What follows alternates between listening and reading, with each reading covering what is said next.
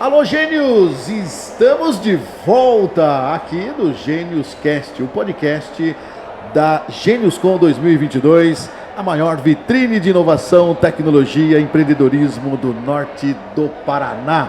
Uma das melhores, está entre as 30 melhores do Brasil. E aqui do meu lado eu tenho hoje a grata satisfação de compartilhar bons momentos com vocês, porque eu tenho aqui o James Rios, ele que é diretor de cultura da UEMP, e o papo hoje é afroempreendedorismo. Antes da gente entrar no assunto, James, que prazer ter você aqui, cara. Seja muito bem-vindo, viu? O prazer é todo meu, Roberto. Bom dia a todas e todos que nos acompanham, né, nessa feira maravilhosa, né, neste evento que é certamente um marco da nossa região, né, e a gente tem que prestigiar, contribuir para que este evento consiga alcançar sempre os voos maiores. Que legal, tá gostando?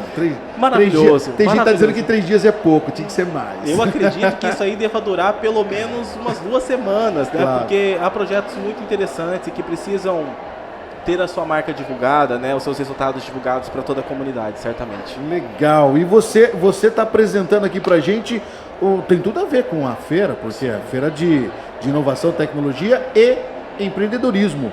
Afroempreendedorismo. Fale pra gente um pouquinho desse projeto. Roberto, então, o afroempreendedorismo, ele tem, obviamente, um conceito muito básico, que é toda a ação empreendedora realizada por pessoas negras, né? Mas mais do que pensarmos um conceito pré-definido ou definido, nós precisamos pensar as razões pelas quais este segmento precisou se constituir para que se consolidasse no mercado. E como está sendo desenvolvido isso?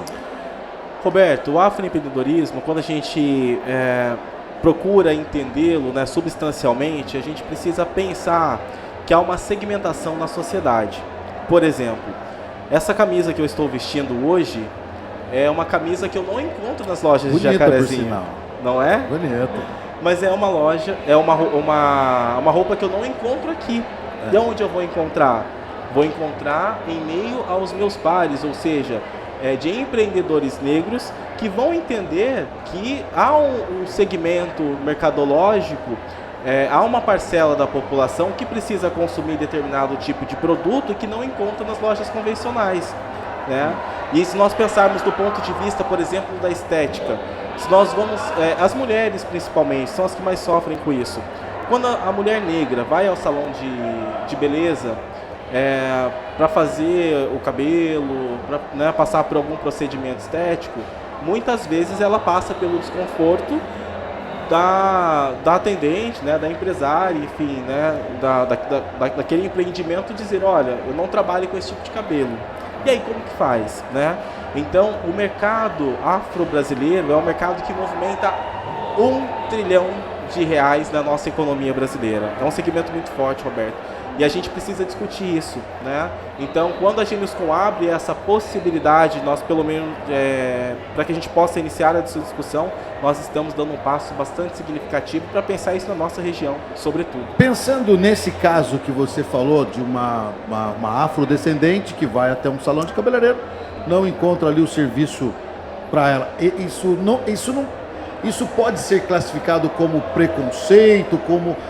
Que classificação se dá nesse sentido?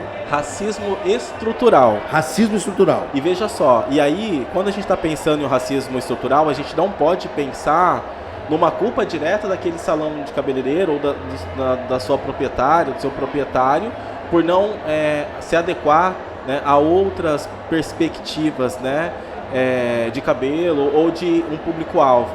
O que a gente precisa pensar nesse sentido é que o racismo no Brasil é um racismo estrutural, que se dá pela ausência de pessoas negras de determinados espaços sociais, como na universidade, como ocupando cargos em empresas, ou quando nós olhamos para o judiciário não vemos magistrados negros, né?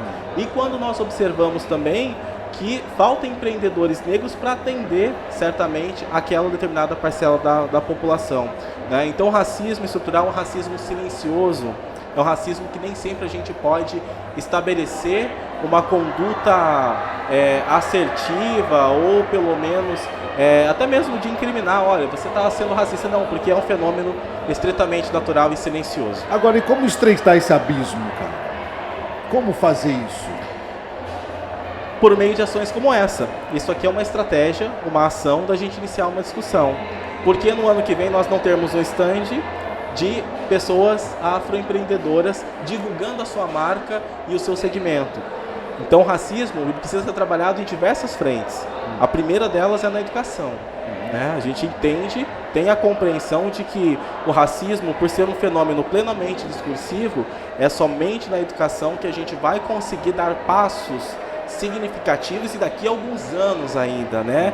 Daqui a algumas décadas. Então o trabalho é um movimento de enfrentamento, de resistência. Então quando a gente fala em afroempreendedorismo, Roberto, nós estamos falando de uma estratégia de resistência da população negra que está imerso num contexto do capital e que precisa sobreviver.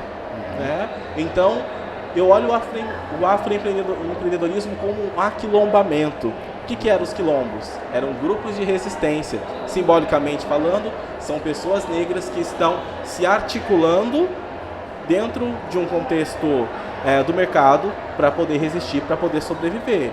E veja só que esse conceito, Roberto, não é um conceito de agora não. As primeiras mães de santo na Bahia são as primeiras afroempreendedoras que vendiam, né, e até hoje vendem bolinho de acarajé, só para a gente pensar um pouquinho.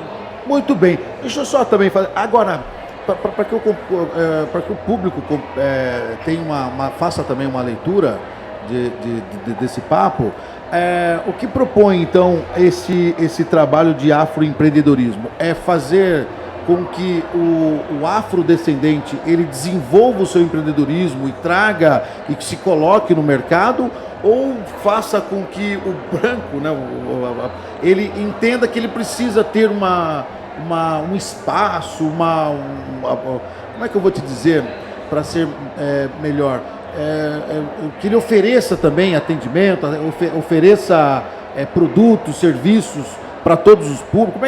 Como é que é a ideia desse projeto afroempreendedorismo? Então, quando a gente pensa no afroempreendedorismo, a gente pensa... Eu fui claro? Não sei não, foi. Não, deu para entender sim. Quando a gente pensa no afroempreendedorismo, nós estamos pensando num conceito que tenta descortinar, de mostrar que existe um segmento da população que está se articulando para fazer, por meio de movimentos específicos, esse recurso, né, que seja movimentado e que fique dentro da própria comunidade negra.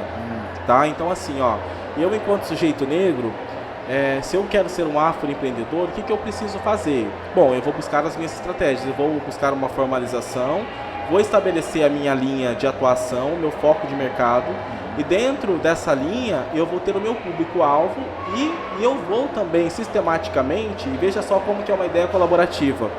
Se eu sou um afroempreendedor do segmento de roupa, eu vou buscar, por que não, consumir também a minha alimentação no restaurante de um outro afroempreendedor. Então uma cadeia, é uma ideia, entende? Que se liga, em que um afroempreendedor se liga ao outro. Então existe aquele movimento chamado Black Money. O Black Money que nada mais é do que justamente isso. É fazer com que o recurso ele circule entre a comunidade negra. O dinheiro dos norte-americanos circulam entre eles, né, segundo os dados estatísticos, por 2 semanas. Entre os judeus, por 1 semana e meia. Entre os negros, 6 horas. Então veja, esse é um dado muito significativo que a gente precisa pensar. Né? Por quê? Porque, infelizmente, a população negra não teve ainda condições, acesso de capitalizar os recursos e poder administrar. Então, quando se propõe o afroempreendedorismo, é justamente essa articulação, essa ideia de buscar um caminho possível para que a comunidade encontre possibilidades. James, o assunto é muito legal e demanda de um tempo maior. Nós não temos todo esse tempo. Mas eu gostaria que você deixasse um recadinho, porque a GeniusCon, a maior feira, a maior vitrine, né, de inovação, tecnologia e empreendedorismo da nossa região, ela pode ajudar nisso também, né? Com toda certeza, Roberto, com toda certeza. E essa é uma discussão, e a gente tem assim um canal muito bacana, aberto com o Sebrae, com o Sistema Regional de Inovação.